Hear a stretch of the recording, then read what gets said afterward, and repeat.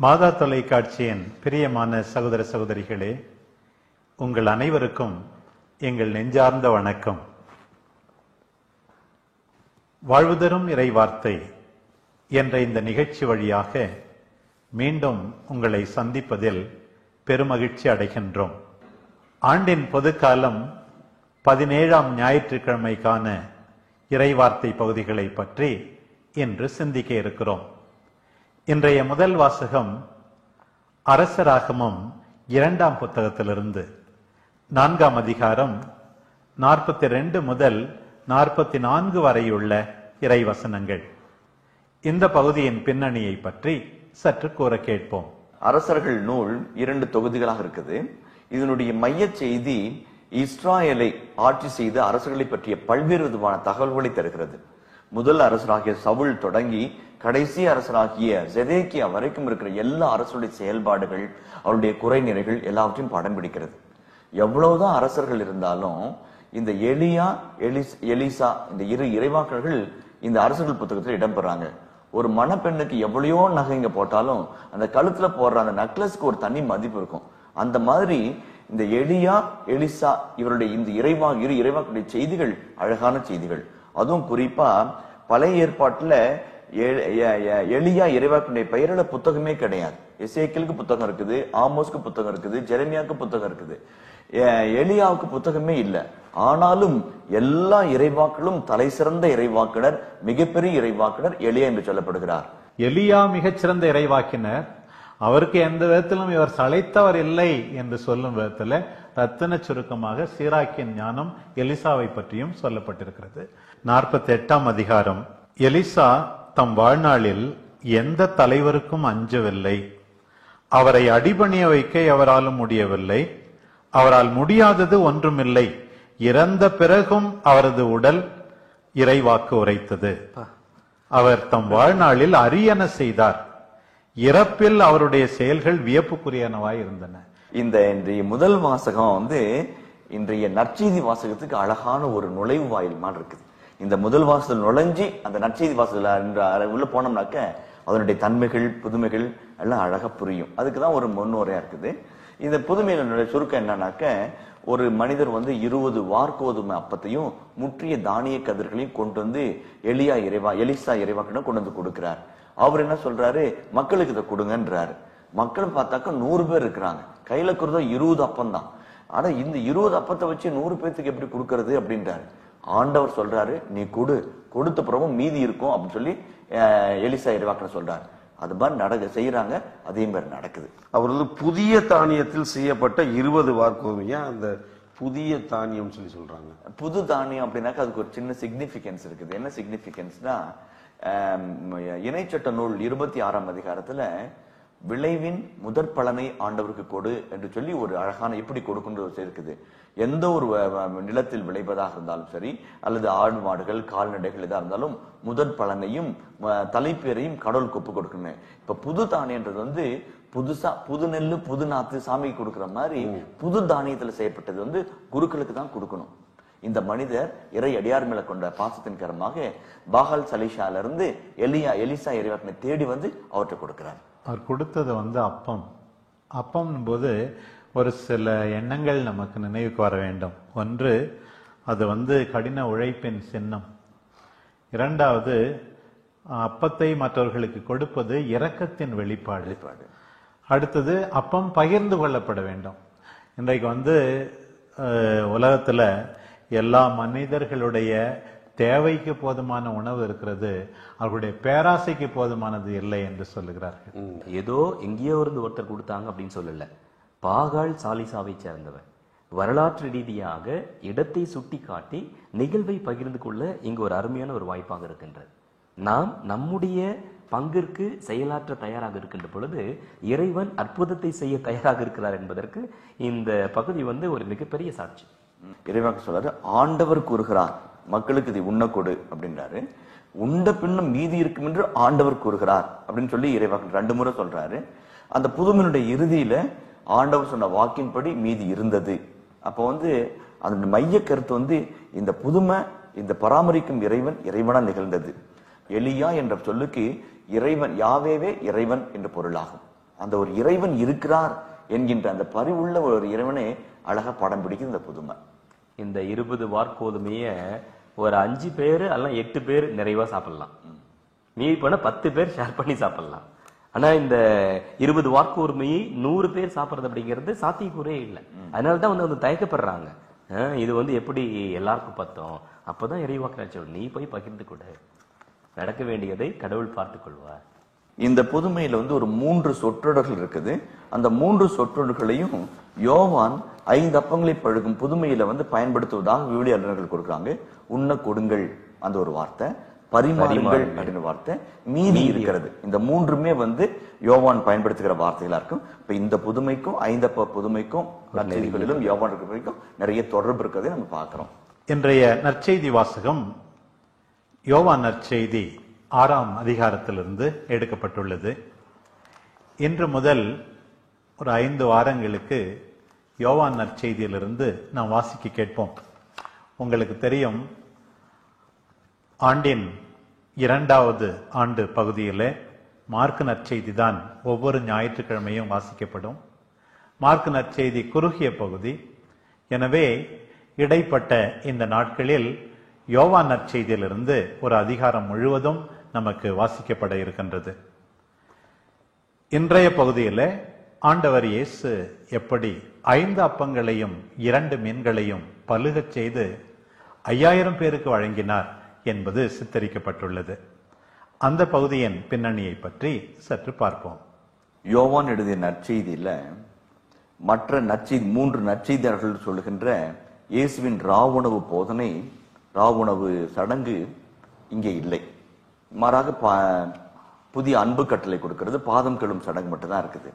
ஆனால் யோவான் எல்லாராலும் ஏற்றுக்கொள்ளப்பட்ட ஒரு கருத்து என்னென்றால், இந்த 6ஆம் அதிகாரத்தில் 5 அப்ப புதுமையை நற்கருணை ஏற்படுத்தல் அந்த பின்னணியில வந்து அழகா படம் பிடிக்கிறார் என்பது ஒரு இறையியல் கருத்து.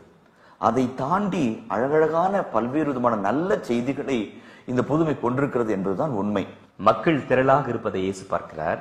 பார்த்துவிட்டு பிலிப்பியை பார்த்து கேட்கிறார், இவர்கள் உண்பதற்கு நாம் எங்கிருந்து அப்பம் வாங்கலாம்?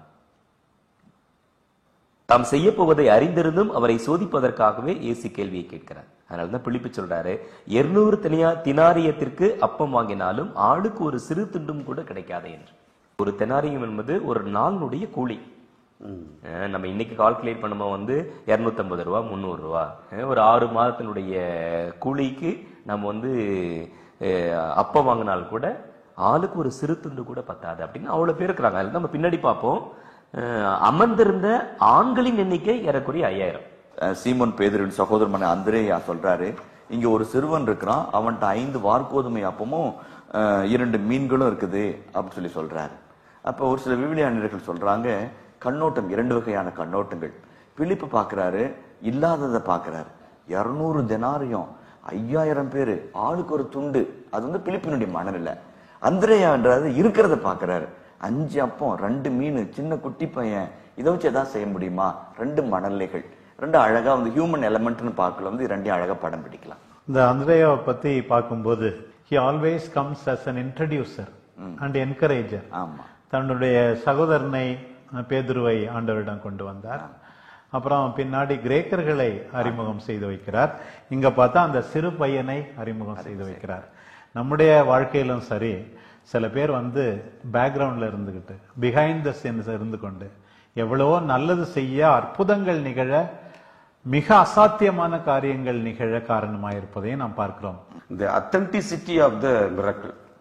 சும்மா இது வந்து ஏதோ ஒரு சிலவங்க வந்து ஒரு சில விவிலிய அறிஞர்கள் வந்து இதற்கு அவங்க இஷ்டத்துக்கு ஒரு சில விளக்கங்கள் வந்து சொல்றாங்க. பட் இந்த அத்தன்டிசிட்டி என்னன்னா வந்து நம்ம முதல் வாசகத்துல கேட்ட அந்த புதுமையிலும் பாத்தீங்கன்னா அந்த நபர் எங்க இருந்து வந்தார், பாகால் சாலிசியால இருந்து வந்தவர் கொண்டு வந்தார் அப்படின்னு வந்து அவர் எங்க இருந்து வந்தாரு, என்ன கொண்டு வந்தாருன்றது வந்து அத்தன்டிசிட்டி காட்டுறாங்க. இங்கேயும் நீங்க பாத்தீங்கன்னா இங்க பிலிப்பு சீன்ல வராரு, அந்திரேயா வராரு, அங்க ஒரு சின்ன பையன் அப்போ வச்சிருக்கிறான். இதெல்லாம் வந்து பாத்தீங்கன்னா அங்க வந்து உண்மையிலே இது வந்து நடந்ததற்கான ஒரு சில விஷயங்களை வந்து அந்த ஒரு சூழலை வந்து உறுதிப்படுத்துறாங்க. இது இந்த நற்செய்தியில் மட்டுமல்ல, 4 நற்செய்திகளிலும் இந்த புதுமையானது பதிவு செய்யப்பட்டிருக்கின்றது ரொம்ப தெளிவாக.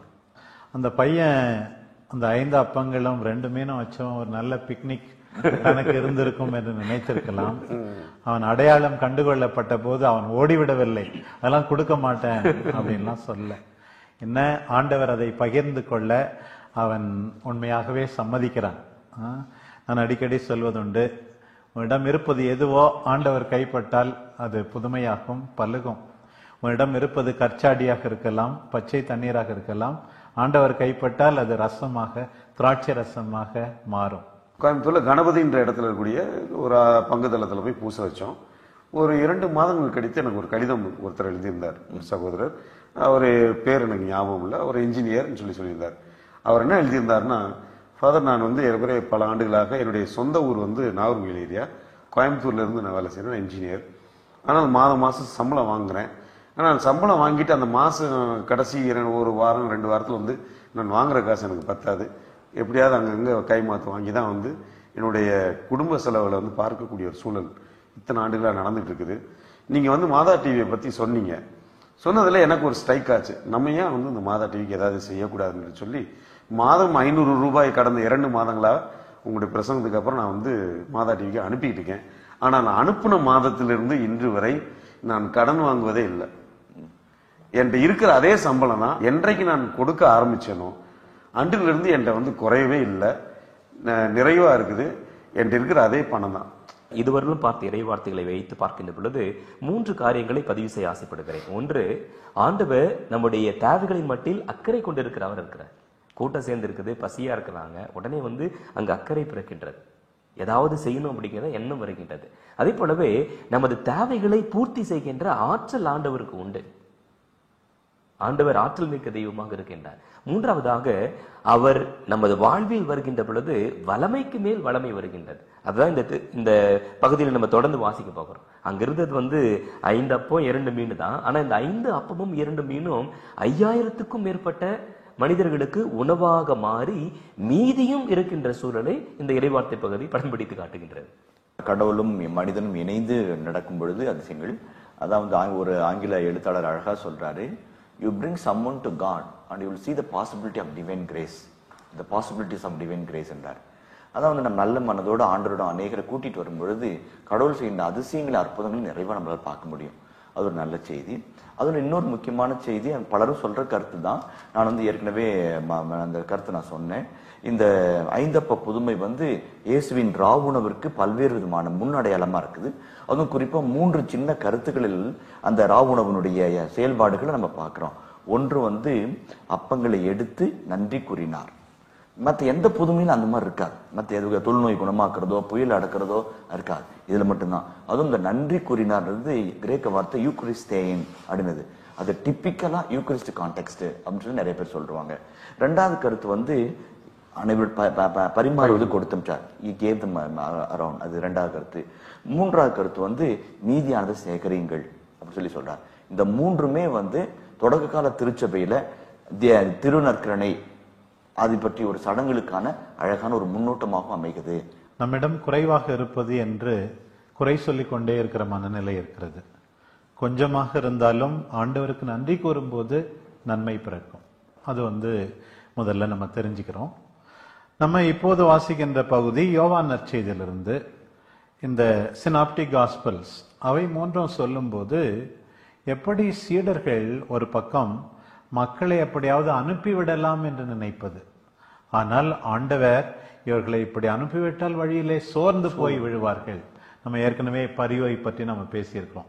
இந்த மனநிலை, மற்றவர்கள் பார்க்காதே ஆண்டவர் பார்ப்பது, சுயநலத்தை தாண்டி இரக்க உணர்வோடு நல்லது செய்ய நினைக்கின்ற ஆண்டவர், கொஞ்சம் இருந்தாலும் தந்தைக்கு நன்றி கூறி வல்லமையோடு அற்புதம் செய்ய நினைக்கின்ற ஆண்டவர். அதுவும் ஏதோ போதுமோ போதாதோ என்கின்ற நிலைமை மாறி மீதி இருக்கிறது என்றால் என்ன அர்த்தம்? வயிறார உண்டார்கள், அப்பதான் மீதி இருக்கும். இல்லைன்னா யாருக்கும் பத்தலன்னா மீதி இருக்காது. இது எல்லாமே இந்த பகுதியில சொல்லப்பட்டிருப்பதையும் நாம் பார்க்கிறோம். ஒண்ணுமே இல்லாம இருந்து கூட ஆண்டவர் இந்த புதுமையை செஞ்சிருக்கலாம். எதுவுமே இல்லாமல் அந்த 5 அப்பமும் 2 மீனும் இல்லாம கூட ஆண்டவர் இந்த புதுமையை செஞ்சிருக்கலாம். ஆனா வந்து ஆண்டவர் மனிதரை நாடுகின்றார், மனிதனுடைய ஒத்துழைப்பை தேடுகின்றார். அது முதல் காரியம். 2வது, ஆண்டவருக்கு நமது பொருளாதார தேவைகளில் அக்கறை உண்டு. நம்முடைய வாழ்வின் தேவைகளில், வாழ்வாதாரங்களில் ஆண்டவருக்கு அக்கறை உண்டு. ஆனா இந்த சூழல்ல எப்பயுமே சாமி வந்து புதுமை செய்யணும்னு எதிர்பார்க்க கூடாது. ஆண்டவர் நாம வந்து முயற்சி எடுக்க வேண்டும், நாம் பகிர வேண்டும், நாம வந்து அடுத்தருடைய வாழ்வில் அடையாளங்களாக இருக்க வேண்டும் என்பதில் ஆண்டவர் கருத்தாக இருக்கின்றார். அப்படின்னா என்ன அர்த்தம்? நமது கொடைகளை நாம் வீணாக்க கூடாது, ஆண்டவர் கொடுத்திருக்கின்ற ஆசீர்வாதங்களை நாம் வீணாக்க கூடாது. அதிலும் குறிப்பாக இந்த சூழ்நிலையில உணவை பற்றி நம்ம கட்டாயம் குறிப்பிட்டே ஆகணும். ஒரு பக்கம் வந்து உணவு அதிகமாக பயன்படுத்தப்படுகின்ற சூழல் இருக்கின்றது. நிறைய இடத்துல வந்து கிளட்டனி, சாப்பிடு குடி லைஃபை என்ஜாய் பண்ண அப்படின்னு சொல்லிட்டு வளர்ந்து கொண்டிருக்கிற சூழல், அழிவின் பாதையில் பயணிக்கின்ற ஒரு நிலை இருக்கின்றது. இன்னொரு பக்கம் மக்கள் பட்டினியால் வாழ்ந்து கொண்டிருக்கின்ற சூழல் இருக்கின்றது. சொமாலியா இன்னும் பல்வேறு நாடுகள்ல வந்து அவங்கள பார்க்கறதுக்கே பரிதாபமாக இருக்கிற சூழல் இருக்குது. ஒருவேளை உணவு கூட இல்லாம, நம்ம இந்தியாவில் கூட லட்சக்கணக்கான மக்கள் வயிறார உணவு இல்லாமல் உறங்கிக் கொண்டிருக்கின்ற சூழல் இருக்கின்றது. அதனால இந்த சூழ்நிலையில இன்றைய நற்செய்தியானது நம் முன்பாக மிகப்பெரிய சவாலை வைக்கின்றது. ஆண்டவர் நமக்கு கொடுத்திருக்கின்ற உணவு என்கின்ற ஆசீர்வாதத்தை அடுத்தவர்களோடு பகிர்ந்து கொள்ள வேண்டும், அடுத்தவருடைய பட்டினியை போக்க வேண்டும். கொடைகளை பகிர்ந்து கொண்டால் மட்டும்தான், ஆசீர்வாதத்தை நாம் பகிர்ந்து கொண்டால் மட்டும்தான் அற்புதங்களையும் அதிசயங்களையும் நம்மால் செய்ய முடியும் என்பதை ஆண்டவர் அழகாக இங்கே தெளிவுபடுத்துகின்றார். இந்த நற்செய்தி பகுதியின் கடைசி பகுதியாக வருவது, மக்கள் எல்லாரும் உலகிற்கு வரவிருந்த இறைவாக்கினர் உண்மையில் இவரே என்றார்கள். ஆண்டவர் செய்த அற்புதத்தால் அவரை உண்மையாகவே இறைவாக்கினர் என்று புரிந்து கொண்டதாக தோன்றுகிறது. ஆனால் மக்கள் முழுவதுமாக அவரை புரிந்து கொள்ளவில்லை. இந்த உலக தேவைகள் மட்டும் நிரந்தரம் அல்ல என்பதை ஆண்டவர் உணர்ந்திருந்தார். மக்கள் முழுமையாக உணர்ந்து கொண்டதாக தெரியவில்லை.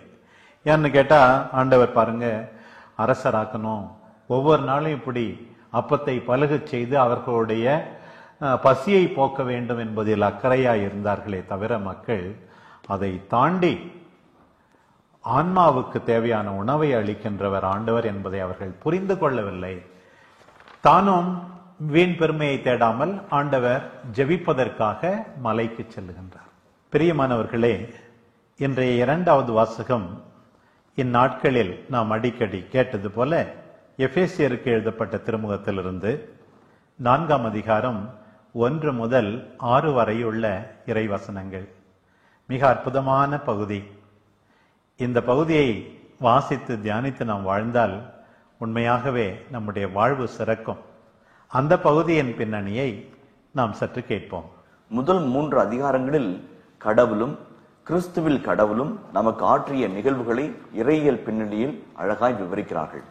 இந்த 4, 5, 6 இந்த 3 அதிகாரங்களையும் கிறிஸ்துவில் நாம் பெற்றுக்கொண்ட அந்த ஒப்பற்ற அழைப்புக்கு ஏற்ற எப்படி ஒரு பதில் வாழ்க்கையை நாம் வாழ முடியும், வாழக்கூடும், வாழ வேண்டும் என்கின்ற ஒரு நிலையை விளக்குவதாக அமைகிறது. அதுவும் குறிப்பா 4ஆம் அதிகாரம் 1 முதல் 6 உள்ள இறை வார்த்தைகள் இந்த பெற்றுக்கொண்ட அழைப்புக்கேற்ற வாழ்க்கையை வாழுங்கள் என்ற ஒரு அழகான அழைப்போடு இந்த வாசகம் ஆரம்பமாகிறது. பவுலடிகளார் வந்து ஜெயில இருக்கிறார் இந்த கடிதத்தை எழுதுகின்ற வேளையிலே. ஆனால் அவருடைய இதயமெல்லாம் மக்களுடைய ஒற்றுமை நிறைந்த வாழ்விலும் அருள் வாழ்விலும் இருக்கின்றது.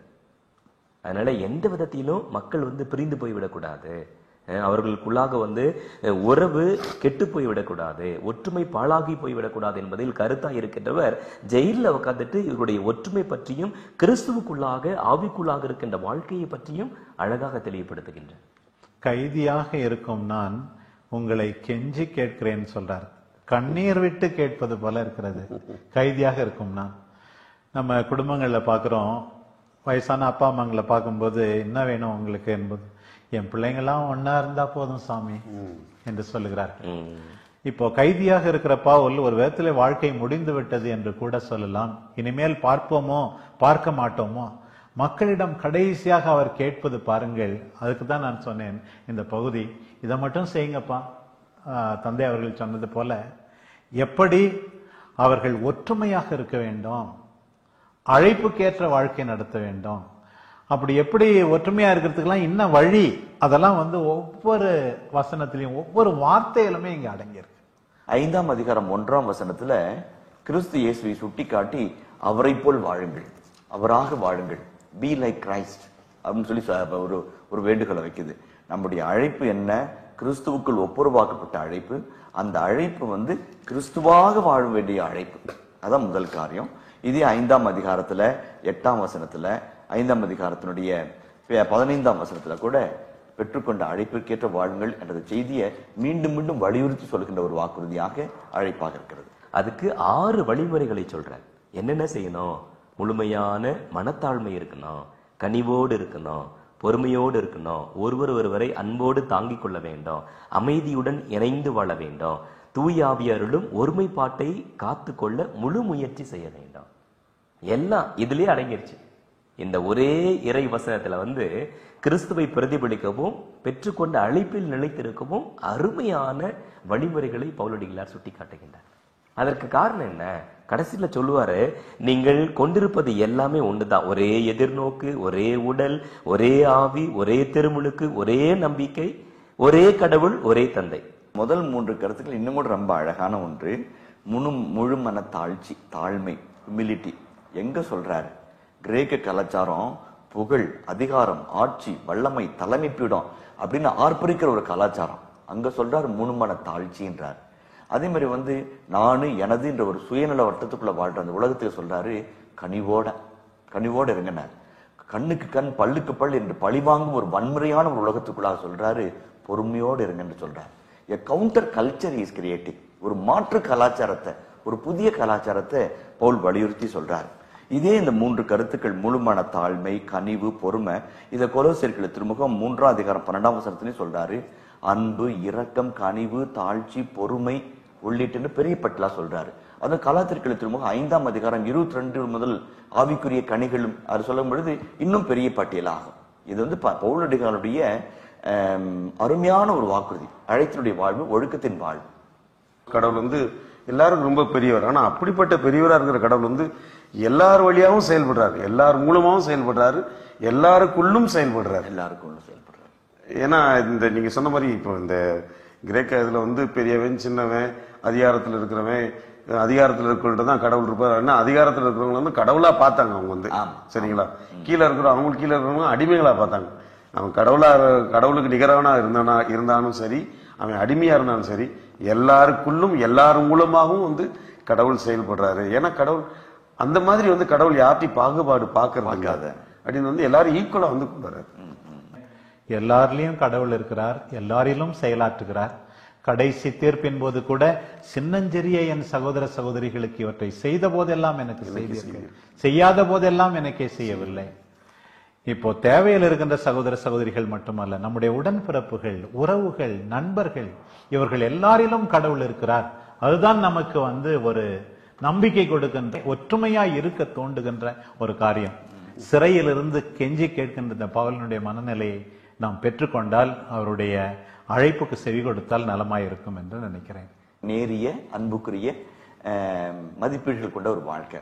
ஒரு விவிலிய அறிஞர் சொல்லும் போது சொல்றாரு, இந்த ஒழுக்கம், the demand of ethical norms, இந்த ஒழுக்கம் என்பது நம்மில் சுமத்தப்பட்ட ஒரு பாரம் அல்ல, மாறாக அன்பில் மிளரும் நல்வாழ்வு.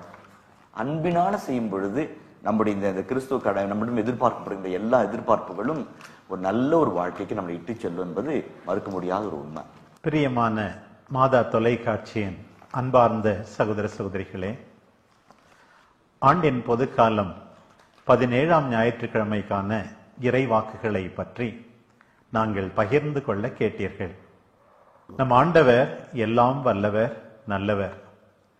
20 வார்கோதுமை அப்பங்களை வைத்து 100 பேருக்கு உணவளித்து மீதியும் இருக்கச் செய்யக்கூடியவர் ஆண்டவர். 5 அப்பங்களையும் 2 மீன்களையும் வைத்து 5000 பேருக்கும் மேலானவர்களுக்கு உணவு கிடைக்கச் செய்கின்றவர் நம் ஆண்டவர். அந்த ஆண்டவரின் வல்லமையை உணர்ந்து, அவருடைய பராமரிப்பை உணர்ந்து, மேன்மேலும் அவரில் ஆழ்ந்த நம்பிக்கைக்கு நாம் எல்லாரும் தூண்டப்படுகிறோம். நம்மை பொறுத்த மட்டில் ஆண்டவருடைய இந்த அன்பு செயல்களில், இரக்க செயல்களில் அன்றாடம் பங்கு பெற வேண்டும். நம்மிடம் இருப்பதை ஆண்டவரிடம் கொண்டு வர வேண்டும். நம்முடைய நேரம், உழைப்பு, நம்மிடம் இருக்கின்ற சிறு சிறு பொருள்கள் அத்தனையையும் ஆண்டவரின் பாதத்தில் நாம் சமர்ப்பித்தால், நம்மையும் பயன்படுத்தி ஆண்டவர் ஒவ்வொரு நாளும் அளவில்லாமல் அற்புதங்களை செய்து கொண்டே இருப்பார்.